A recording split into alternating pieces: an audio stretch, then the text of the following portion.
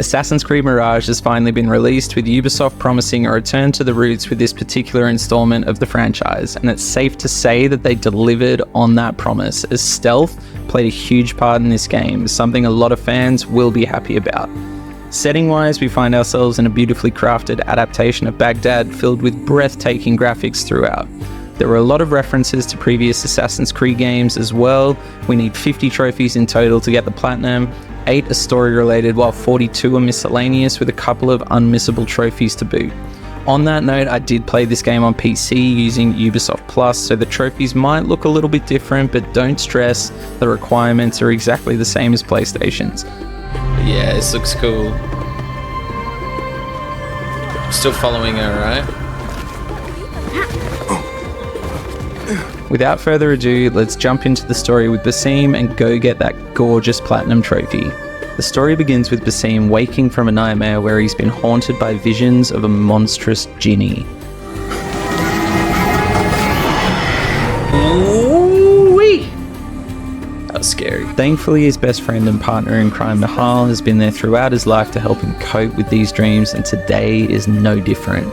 Being the young street thief that he is, Basim has hopes of one day joining the Hidden Ones, and has the opportunity to put his name forward when he runs into Anbar's senior Hidden One Rashan in Dervish's shop. Ah, Basim, what timing? Did you get it? Without a fuss. Give it here. After being flatly rejected, Basim wants to prove himself and decides that sneaking into the Caliph's palace to steal a chest sought by both the Hidden Ones and the Order of the Ancients is the best way to do that. While sneaking into the palace, we get our first look at the Order of the Ancients as well, 5 masked men dripping with swag. Gentlemen. In the process of stealing the artifact from the chest, Basim is confronted by the Caliph and only escapes with his life after Nahal comes to his rescue. The Caliph's murder leads to mass retaliation from the palace guards and forces Basim to flee the city. With black hair, that's a great description. I'm just going to throw that out there. Stop! Ooh, good. Thankfully, Rashan offers him a lifeline with the Hidden Ones, and while we head towards the docks to escape, we pick up our first trophy. Rashan turns up at the opportune moment to save Basim, and in the process gives us our first look at some proper assassin moves.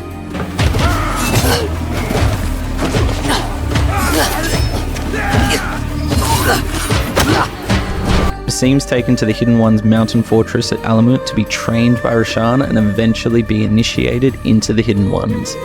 When their mentor Rayhan learns of the Order's growing influence throughout Baghdad, Basim and Rashan are sent back into the city to investigate, which is where we grab our second trophy. With a new mission to take down the Order of the Ancients, we head back into the city, which is where the main part of the story and the rest of our AC Mirage journey begins.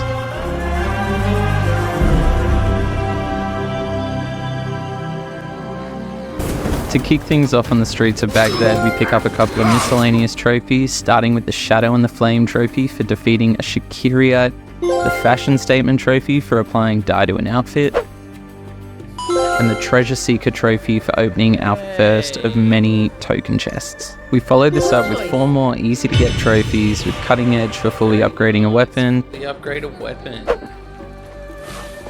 Street Cleaner for hiding 5 bodies in bales of hay, Come on. Potion Collector for obtaining a total of 10 elixirs, which actually popped at a really random time for me, and finally a true Hidden One for assassinating 10 guards in a row without triggering open conflict. Now it was time to tackle our first main story-related trophy in the open world. After grinding out some smaller quests, we gather enough information to realise that Al Ghul is one of the 5 masked figures we saw at the beginning of the story. It is time, Basim. I am ready. Then walk with me. So we get the nod from Rashan and now. get busy with it. Let's get him. Let's do it. Let's do it.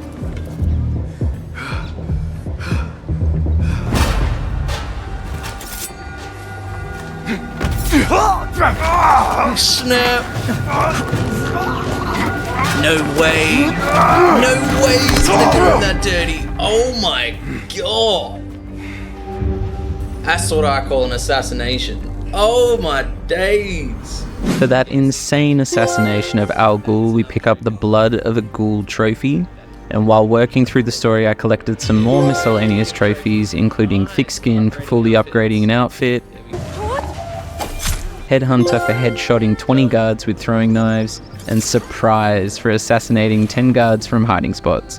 Getting this particular trophy was absolutely hilarious. What's that? Hold on! Like a cheat code. Absolute cheat code. We got another achievement as well. Nice. We then picked up the Hands of a Thief for pickpocketing 50 people, You Snooze You Lose for pickpocketing a guard affected by a blow dart, Bird of Prey for tagging 100 guards with our Eagle Enkidu, Sleep Tight for putting 10 guards to sleep with blow darts, Silencer for destroying a Hornbearer's horn with a throwing knife, which is actually tougher than it sounds. Hey, there we go, we got the horn. Next was the Crossing Paths trophy for completing our first tale of Baghdad, which involved helping this little kid get down from the tower he was stuck on by setting a terrible example. Parents, look away. You see? I am unharmed! Do it! Now you go!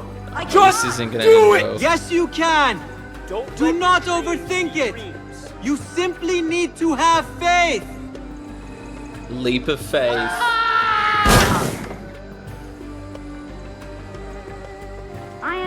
And my game decided to crash, right as the trophy should have popped, but what can you do?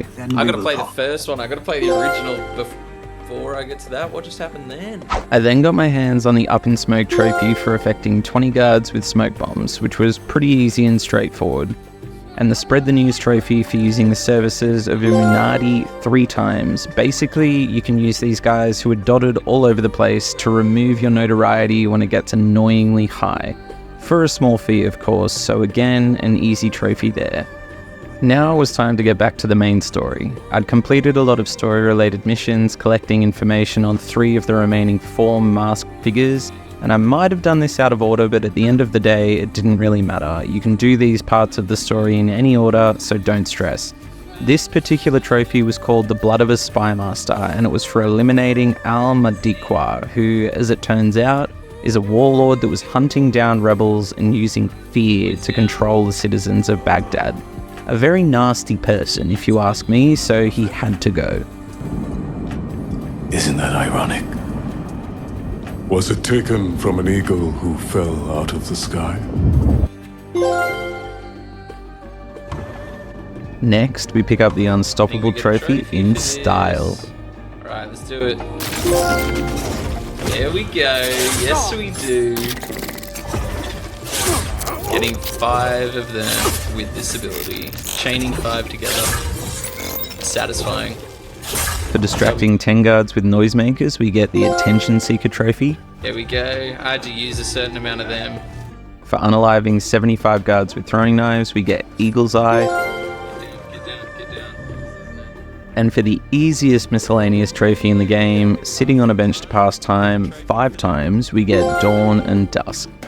I mentioned before that I thought I'd done the main story-related trophies out of order. Well, now it was time to finish those 2 big ones off, starting with the assassination of Al-Rabisu, our 3rd masked figure from the beginning of the story. Al-Rabisu was the first scholar of the House of Wisdom, but was also secretly a member of the Order of the Ancients. A man capable of leading even the wisest men astray with, let's say, some poor affiliations, couldn't be allowed to stick around. For unaliving him, we get the Blood of a Demon trophy. Science is the noblest purpose. Knowledge is the greatest power. No. No? Then what?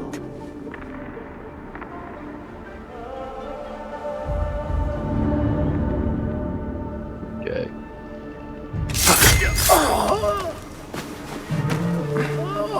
Justice. Hey, there we go. Ooh, that was hectic. We follow this up by going straight after Al-Parika, our 4th masked figure, and final mini main target for the game. She's a Chinese merchant and collector of antiquities in Baghdad, and through the use of her power within the Order, she was able to control the trade industry across the city from her headquarters in the bazaar, where she was known as the Treasurer. This is where we confront and end her. For this, we get the blood of an enchantress trophy.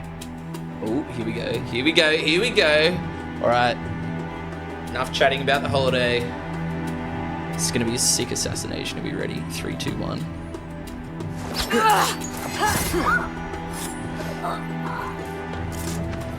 How'd she know? Now that we're back on track with the main story objectives, I thought I'd pick up a couple more side trophies before we crack onwards and upwards towards the end of the game. I started with Poster Boy for becoming anonymous by tearing down wanted posters after being at maximum notoriety, followed by an unmissable trophy in Masquerader for obtaining both disguises, and finally Ambush for having 10 guards trigger traps. Get that. 10 traps. Now the home stretch. As we prepare to go after the head of the order in Baghdad, we attain our Master Assassin rank from Roshan and in turn pick up the Serving the Light trophy, where once again my game decided to crash. I don't know if it'll be a villa game just crashed. After infiltrating the palace of the Green Dome, taking out a copious amount of guards and solving some puzzles, we confront Kabiha, who is leading the Order of the Ancients in Baghdad. We chase her through the palace, eventually catching up and confronting her. If you don't want spoilers, I'd skip the next 30 seconds or so. Combing ancient tomes and tombs, tracing forgotten histories, snatching at rumor and at myth. When all I needed to do was wait for you to come to me. There's no way she gets the better of you, bro. Our prodigal scion has arrived. Excuse Yet me. he knows not what he is. Have you not wondered at your nature? You, who see more. Spoilers Who as know well. more. Anyone lurking that hasn't played this game. Even my son knew to ask what you were. When he saw your hand touch and wake the ancient's gift. What am I? Kabiha alludes to a part of the story that I won't spoil. It was easily the best twist in the game, so to find out what she's getting at, you're going to have to play Mirage yourself. Eventually Roshan shows up and unalives Kabiha before Basim gains too much information about this revelation. No! Roshan. Hey, yo, what the fuck? What poison have you lapped at her lips? For completing this part of the story, we get the Head of the Snake trophy. Now that the leader of the Order has been taken care of, there was only one more story-related mission to tackle. It has a lot to do with what I just said I wouldn't spoil, so I'll do my best here. Basim travels back to Alamog with Nahal to find the fortress under siege by the remainder of the Order's forces. After rescuing many Kree compatriots, Basim enters a hidden temple in Alamut, chasing the secret that Kabiha mentioned. In the moments before Basim enters the depths of the temple, he's confronted by Roshan, who essentially says she'll use any means necessary to stop him, as she is in fact aware of the secret and has been for a while now. In light of this, Basim and Roshan have an epic final showdown. Alright, fine. I'm gonna throw knives at you then. Is this your idea of a brotherhood? After beating Roshan, we enter the temple, uncover the secret, and then return to the Hidden Ones, who welcome us back with open arms. That is everyone except Roshan, who protests, fails, and goes her own way. For completing this final story-related mission, we get a trophy that I'm not even going to try and pronounce, so here's an arrow pointing to it. Now it was time for some good old miscellaneous cleanup. We still have 16 trophies to collect before we get our hands on that platinum. We start with Patron of the Arts for paying musicians 5 times. Next, we need to get the Notorious trophy for staying at maximum notoriety for 10 minutes. This was followed by Patron of Industry for paying merchant groups 5 times. I then got my hands on the Hoarder trophy for saving 2007 dirhams, which was a nice little reference to the OG AC as well. Patron of Sellswords came next for, you guessed it, paying mercenaries 5 times. Safe to say it didn't go as planned though. I think I only need to pay these guys one more time, and then I get a trophy for this too. Let's cross our fingers. There's actually no way. There's actually no way. I think I only need to do this one more time. Yada yada yada. Game crashes. I swear game crashes were the bane of my existence in this playthrough. Next, I got the Riddle Me This trophy for solving my first enigma. This was quite funny with the chat, as directions provided were up to the standard of a terrible backseat driver that doesn't know their left and rights. Where am I going here? I don't know. The Wilderness West. There are 3 fields at the river. Palm Grove. These ones. Oh, no, these ones. 1, 2, 3. Is that what you mean? So you said top right field, so that's this one. Treasure is near the first mark you set. It's shiny. Deer is more annoying than snakes in this game. Maybe you're having a boy look. I design stuff. Ha ha ha. South field. Am I in the wrong field? There's no way. So down here. That'd be it, wouldn't it? There we go. The enigma has been solved. Next was Gifted Escapist for collapsing 20 scaffolding structures. If you're struggling with this one, you can go to this location on the map, get 3 scaffolds, and then reset at this sync point a short distance away. Nice and easy. At this point, I realized I made a rookie error when I got the Notorious trophy a little while ago. I'd planned on getting Eagle's Will at the same time, as it requires you to stay in open conflict for 10 minutes, which was the whole point of the continuous dodging. I could have hit 2 birds with 1 stone, but got a bit excited when that first trophy popped and subsequently ran. It's worth saying twice, rookie error Matthew. So, 10 more minutes of dodge, duck, dip, dive and dodge was necessary. With that out of the way, it was onto one of the grindier miscellaneous trophies in Explorer, for fully exploring all territories. I'm going to be honest, I really enjoyed this part of the game, and after a few hours tidying things up, we finished by getting our final book for Al Yahiz, resulting in another well-earned game crash. We finally got there. Give me that book. Nah. Game's crashed. Don't do that. I hadn't saved it in ages. What can you do? Next was Fearless for synchronizing all viewpoints. Again, this was a lot of fun, as viewpoints are such an iconic part of the Assassin's Creed franchise. Curio Collector came after this, and given we'd collected all the artifacts as a part of the Explorer trophy, it was only a matter of dropping them off to Dervish.